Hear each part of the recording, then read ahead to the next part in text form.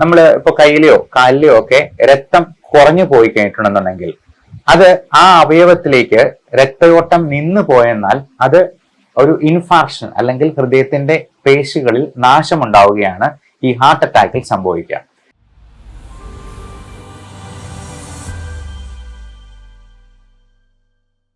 എല്ലാ ആൾക്കാരും ചോദിക്കുന്ന ഒരു ചോദ്യമുണ്ട്, ഹൃദയത്തിന് എന്തെങ്കിലും പ്രശ്നങ്ങൾ ഉണ്ടായി കഴിഞ്ഞാൽ എന്തൊക്കെ ഭക്ഷണങ്ങൾ കഴിക്കാം, എന്തെല്ലാം എക്സസൈസ് ചെയ്യാം, എത്രത്തോളം ഹാർഡ് വർക്ക് ചെയ്യാം എന്നെല്ലാം.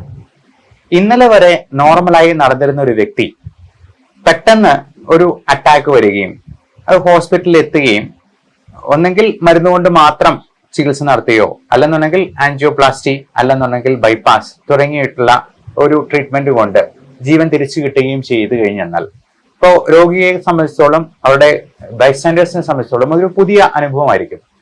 അപ്പോ അവർക്ക് എന്തൊക്കെ ഭക്ഷണം കൊടുക്കാം, അവർക്ക് എന്തൊക്കെ എത്രമാത്രം ഹാർഡ് വർക്ക് ചെയ്യാം, എത്രത്തോളം എക്സേർഷൻ ചെയ്യാം എന്നുള്ളതൊക്കെ ആശങ്ക ഉണ്ടാക്കുന്ന ഒരു കാര്യമാണ്. അതുകൊണ്ട് തന്നെ മെഡിക്കൽ പ്രൊഫഷനുള്ള ആൾക്കാര് നിങ്ങളെ സഹായിക്കേണ്ട ആവശ്യകത വളരെ വളരെ ഇമ്പോർട്ടന്റ് ആണ്. അപ്പോ പലരുടെയും കേട്ടറിവുകൾ വെച്ചിട്ട് നമ്മൾ ചികിത്സ നടത്താൻ പോകരുത്. ആവശ്യമില്ലാതെയുള്ള ഉപദേശങ്ങൾ നമ്മൾ സ്വീകരിക്കരുത്.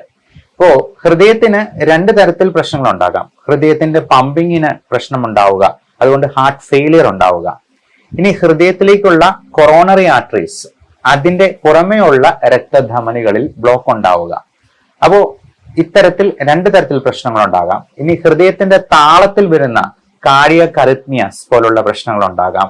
എട്രിയൽ ഫ്ലട്ടർ പോലുള്ള അല്ലെങ്കിൽ വെൻട്രിക്കുലർ ഫിബ്രിലേഷൻ പോലുള്ള, അതായത് ഹൃദയം ശരിക്കും സ്പന്ദിക്കാതെ അത് വിറയ്ക്കുന്ന ഒരു അവസ്ഥയിലേക്ക് പോയെന്നാൽ എങ്ങനെ ഇരിക്കും, ഏതാണ്ട് അതുപോലെ അതിന്റെ താളക്രമത്തിൽ പോലും വ്യത്യാസം വരുന്ന രീതിയിലുള്ള പ്രശ്നങ്ങൾ ഉണ്ടാകാം. നമ്മൾ ഒരു രക്തയോട്ടം മരവിപ്പിക്കുന്ന രീതിയിൽ നമ്മൾ ഇപ്പൊ കയ്യിലെയോ കാലിലെയോ ഒക്കെ രക്തം കുറഞ്ഞു പോയി കഴിഞ്ഞിട്ടുണ്ടെന്നുണ്ടെങ്കിൽ അത് ആ അവയവത്തിലേക്ക് രക്തയോട്ടം നിന്നു പോയെന്നാൽ അത് ഒരു ഇൻഫാർക്ഷൻ അല്ലെങ്കിൽ ഹൃദയത്തിന്റെ പേശികളിൽ നാശമുണ്ടാവുകയാണ് ഈ ഹാർട്ട് അറ്റാക്കിൽ സംഭവിക്കുക.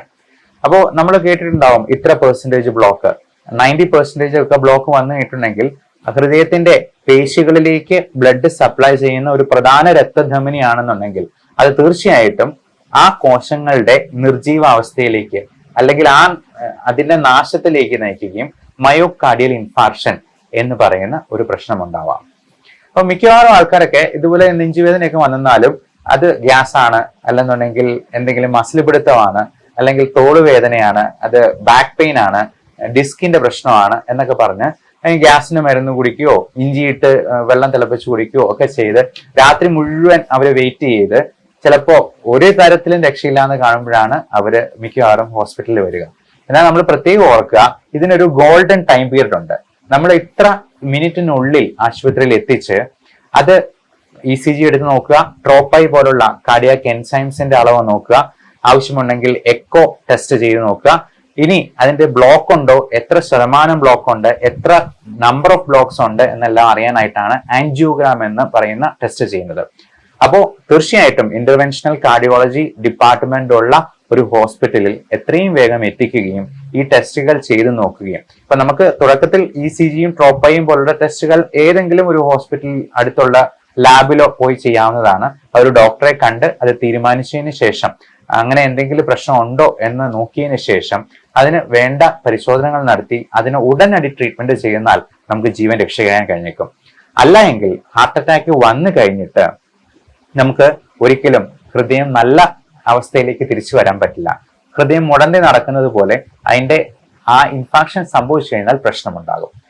അപ്പോൾ നമ്മൾ ഇതിന് ശേഷം ഈ ട്രീറ്റ്മെന്റ് ഒക്കെ കഴിഞ്ഞ് അപ്പോൾ ആരോഗ്യാവസ്ഥയിലേക്ക് തിരിച്ചു വന്നു കഴിഞ്ഞതിന് ശേഷം നമ്മൾ ഗൂഗിളിലോ വാട്സാപ്പ് മെസ്സേജിലോ കിട്ടുന്ന തെറ്റായ അറിവുകളോ ഉപദേശങ്ങളോ, 10ാം ക്ലാസ് പോലും പാസ്സാകാത്ത ആൾക്കാരാണെങ്കിലും ഉപദേശത്തിന് ഫ്രീ ആയിട്ട് കൊടുക്കുന്ന കാരണം അതിന് യാതൊരു കുറവുണ്ടാവില്ല. അപ്പോൾ ഭക്ഷണത്തിലും മരുന്നിലും നമ്മൾ ഒരു തരത്തിലും വിട്ടുവീഴ്ച ഉണ്ടാകരുത്. പലപ്പോഴും സംഭവിക്കുന്നത് ഈ ബ്ലഡ് തിന്നേഴ്സ്, എക്കോസ്പ്രിൻ, ക്ലോപ്പിഡോഗ്രൽ, അട്രോസ്റ്റാറ്റിൻ ഒക്കെയുള്ള മരുന്നുകൾ കുറച്ച് നാൾ കഴിച്ചു കഴിഞ്ഞിട്ട് അവര് തന്നെ അങ്ങ് സ്റ്റോപ്പ് ചെയ്യും. അതെല്ലാം കിഡ്നി അഫക്ട് ചെയ്യുമോ എന്ന് വിചാരിച്ചിട്ട്. വാസ്തവത്തിൽ നമ്മൾ ഇങ്ങനെ ബ്ലോക്ക് ഉണ്ടായിട്ടുള്ള ഒരാള് ഒരു കാരണവശാലും അത് ഡോക്ടറോട് ചോദിച്ചിട്ടല്ലാതെ നിർത്താൻ പാടില്ല എന്നുള്ളതാണ്. കാരണം ഇവർക്ക് വീണ്ടും ബ്ലോക്ക് ഉണ്ടാകാനുള്ള സാധ്യത വളരെ വളരെ കൂടുതലാണ്. അതുപോലെ ഭക്ഷണത്തിൽ ഉള്ള പ്രത്യേകതകൾ നമ്മൾ നിഷ്കർഷകൾ വെക്കേണ്ടത് മെയിനായിട്ടും ഉപ്പിന്റെ അളവ് പരമാവധി നമ്മൾ കുറച്ച് ഉപയോഗിക്കുക എന്നുള്ളതാണ്. പ്രത്യേകിച്ചും BP, കൊളസ്ട്രോൾ പോലുള്ള പ്രശ്നങ്ങൾ ഉണ്ടാക്കാതെ അത് നിയന്ത്രിച്ച് നിർത്താനായിട്ട് നമ്മൾ തീർച്ചയായിട്ടും BPയുടെയും കൊളസ്ട്രോളിന്റെയും മരുന്നുകൾ കൃത്യമായിട്ട് കഴിക്കുകയും വേണം. ഉപ്പിന്റെ അളവ് അത് ഇത്ര ഗ്രാം കുറച്ചെന്നാൽ പോലും കൃത്യമായിട്ട് BPയിൽ കൺട്രോൾ വരാം എന്നുള്ളതാണ്. അതുപോലെ പൊട്ടാസ്യത്തിന്റെ അളവ് ഒത്തിരി കൂടിപ്പോയെന്നാൽ കാർഡിയാക് റിതം അബ്നോർമാലിറ്റീസ് ഉണ്ടാകും, അറിത്മിയാസ് ഉണ്ടാകും. പൊട്ടാസ്യം കൂടിപ്പോയി കഴിഞ്ഞാൽ ഇപ്പൊ നമ്മുടെ നാട്ടിലൊക്കെ ഒരു സ്ഥിരം കാഴ്ചയാണ്, ക്ഷീണം വന്നു കഴിഞ്ഞാൽ ഉടനെ തന്നെ കരിക്കും വെള്ളം കൊടുക്കും. കരിക്കും വെള്ളം നല്ലതാണ്, ഒരുപാട് പോഷക സമൃദ്ധമാണ്, പക്ഷെ അതിൽ ഒരുപാട് പൊട്ടാസ്യം അടങ്ങിയിട്ടുണ്ട്. അപ്പൊ കിഡ്നിക്ക് പ്രശ്നമുള്ളവരോ ഹാർട്ടിന് പ്രശ്നമുള്ളവരോ ഒക്കെ 2-3 കരിക്ക് ഒരുമിച്ച് കുടിച്ചെന്നാൽ തന്നെ പൊട്ടാസ്യത്തിന്റെ അളവ് കൂടുകയും കാർഡിയാക് അറിത്മിയാസ് ഉണ്ടാക്കുകയും ചെയ്യും. അപ്പോ ഓരോ സ്ഥലത്തിലെയും ഭക്ഷണ രീതികൾ നമ്മൾ അതാത് സ്ഥലത്തെ രോഗികളോട് അവരുടെ ഭാഷയിൽ തന്നെ പറഞ്ഞു കൊടുക്കേണ്ടതായിട്ട് വരും. അതുപോലെ അവർക്ക് കഴിക്കാൻ കിട്ടുന്ന സാധനങ്ങൾ എന്തൊക്കെയാണ്, അവരുടെ സാഹചര്യങ്ങൾ എന്തൊക്കെയാണെന്ന് നോക്കി വേണം അത് പറഞ്ഞു കൊടുക്കാൻ. ചിലർക്ക് ഉണക്കമീൻ ഭയങ്കര ഇഷ്ടമാണ്, ചിലർക്ക് പപ്പടം ഭയങ്കര ഇഷ്ടമാണ്. ഇതിലൊക്കെ ഒരുപാട് തരത്തിലുള്ള ഉപ്പ്, ലവണ പദാർത്ഥങ്ങൾ അടങ്ങിയിട്ടുണ്ട്. മാത്രമല്ല ഈ ഉണക്കമീൻ ഉണ്ടാക്കുന്നത് വളരെ മലിനമായ സാഹചര്യങ്ങളാണ്. അതിലെ വെള്ളമൊക്കെ എന്ന് പറഞ്ഞാൽ വളരെ മലിനമായിട്ടുള്ള ചീഞ്ഞ മീനൊക്കെ ആയിരിക്കും നമ്മൾ ഈ ഉപ്പിട്ട് ഉണക്കി വെച്ച് ഉപയോഗിക്കുന്നത്. അങ്ങനെയുള്ള സാധനങ്ങൾ കഴിക്കുന്നത് നമുക്ക് ഹൃദയത്തിന് മാത്രമല്ല എല്ലാ തരത്തിലും പ്രശ്നങ്ങൾ ഉണ്ടാക്കും എന്നുള്ളത് പ്രത്യേകം മനസ്സിലാക്കിയിരിക്കണം. അതേപോലെ തന്നെ നമ്മൾ ഈ ധാന്യാഹാരങ്ങൾ കഴിക്കുമ്പോൾ എപ്പോഴും നല്ല പോളിഷ്ഡ് ആയിട്ടുള്ള റൈസ് കഴിക്കുന്നതിന് പകരം നല്ല രീതിയിൽ തവിടടങ്ങിയിട്ടുള്ള പാലക്കാടൻ മട്ട പോലുള്ള ചുവന്ന അരി കഴിക്കാനായിട്ട് നോക്കുക. അതുപോലെ ഈ മില്ലറ്റ്സ് വിഭാഗത്തിൽപ്പെടുന്ന നല്ല തവിടുള്ള തരത്തിലുള്ള ധാന്യങ്ങളിലേക്ക് മാറുന്നത് കൂടുതൽ നല്ലതായിരിക്കും. അത് പോഷക സമൃദ്ധമാണ്.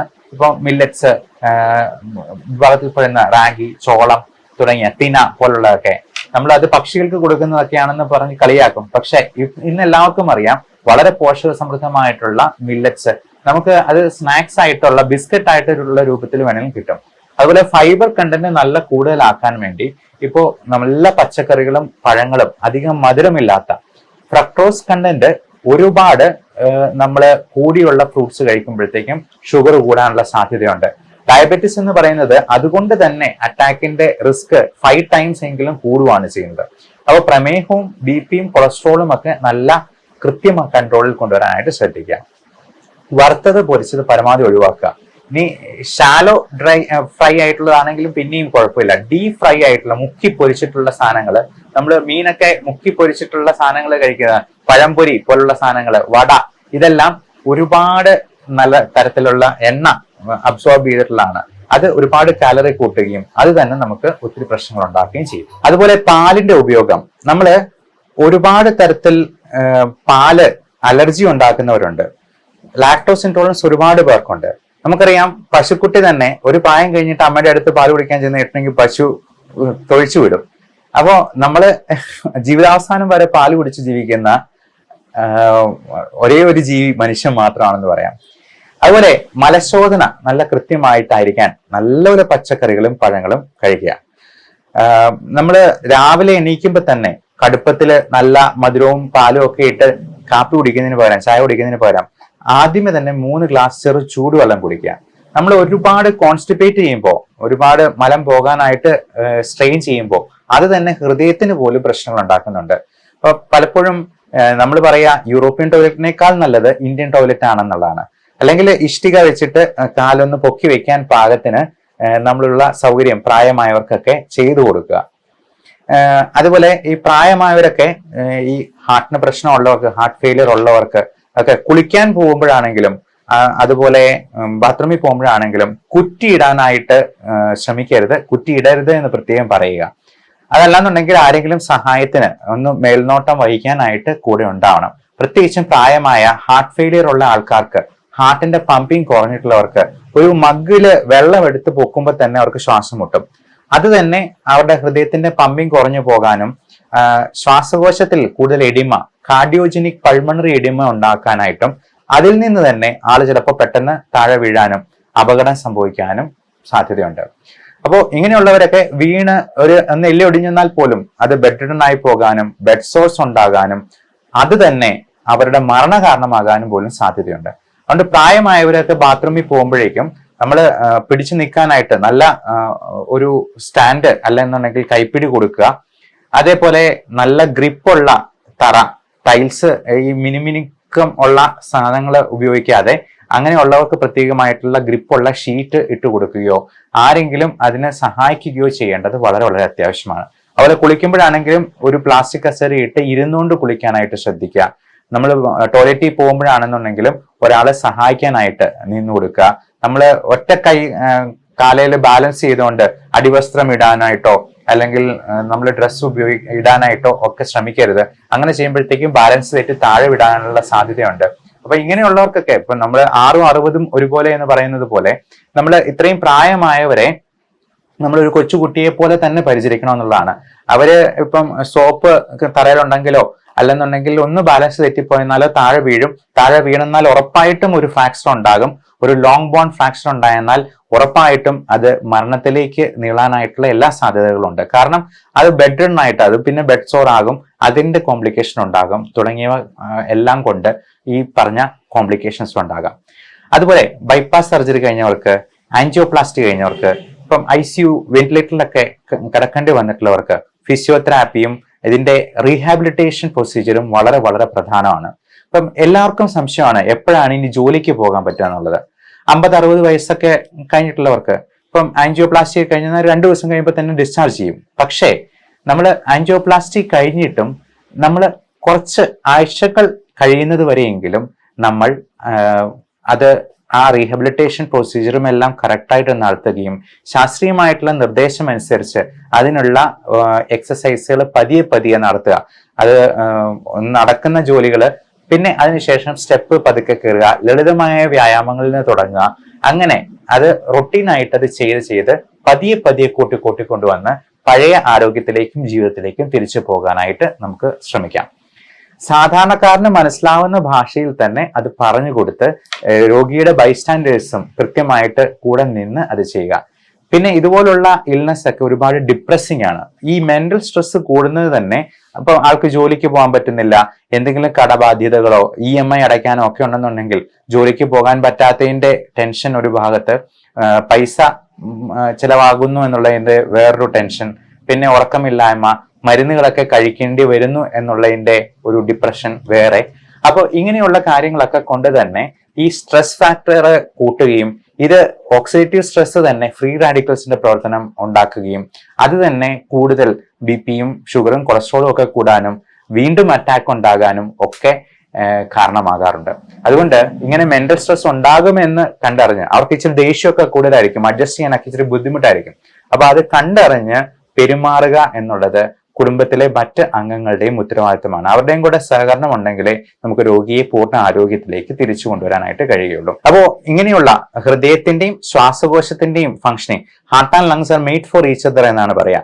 ഇതിന് രണ്ടിന്റെയും പ്രവർത്തനം ഒരുമിച്ച് വന്നാൽ മാത്രമേ നമുക്ക് നല്ല രീതിയിൽ ഡെയിലി ആക്ടിവിറ്റീസ് ചെയ്യാൻ പറ്റുള്ളൂ. അതുപോലെ ഹൃദയത്തിന് ഒരു പ്രശ്നം വന്നാൽ അത് ശ്വാസകോശത്തെ അഫക്ട് ചെയ്യും. കാർഡിയോജനിക് പൾമണറി എഡിമ എന്ന് പറയുന്നത് അത് തന്നെയാണ്. അപ്പം ഭാര്യ ഭർത്താക്കന്മാരെ പോലെ മെയ്ഡ് ഫോർ ഈച്ച് ആയിട്ടുള്ള ഈ 2 അവയവങ്ങളെയും നമ്മൾ വളരെയധികം കരുതലോടെ നമ്മൾ കാത്തു സൂക്ഷിക്കണം. അല്ല എന്നുണ്ടെന്നുണ്ടെങ്കിൽ ഒരെണ്ണം പ്രവർത്തനം നിർത്തിയെന്നാൽ മറ്റേതിനെയും കാലക്രമേണ അത് അഫക്ട് ചെയ്യും. മരണം സംഭവിക്കുന്നതിന്റെ പ്രൈമറി കോസ് 90% ഡെത്തും കാർഡിയോ പൾമണറി അറസ്റ്റ് കൊണ്ടാണ്. ബാക്കി 10% മാത്രമാണ് ബ്രെയിൻ ഡെത്ത് കൊണ്ടുണ്ടാകുന്നത്. ബ്രെയിൻ ഡെത്ത് സംഭവിച്ചിട്ടുള്ള ഓർഗൻസ് ആണ് നമ്മൾ ഡൊണേറ്റ് ചെയ്യാനായിട്ട് ഓർഗൻ ട്രാൻസ്പ്ലാന്റേഷന് വേണ്ടി ഉപയോഗിക്കുക. 90% കാർഡിയോ പൾമണറി അറസ്റ്റ് എന്നുള്ളതാണ് പ്രൈമറി കോസ് ഓഫ് ഡെത്ത് ആയിട്ട് ഡോക്ടർമാരാണെങ്കിലും ഡെത്ത് സർട്ടിഫിക്കറ്റിൽ എഴുതുക. അപ്പോ ഇതിന്റെ 2 അവയവങ്ങളുടെയും ആരോഗ്യം സംരക്ഷിച്ച് നിർത്തുക. Health is a biggest luxury in life. എല്ലാവർക്കും നല്ല ആരോഗ്യം ഉണ്ടാവട്ടെ. Love and regards doctor Bipin Jose, Pulma medical centre, Pala, Kanjirappally and Sultan Bathery.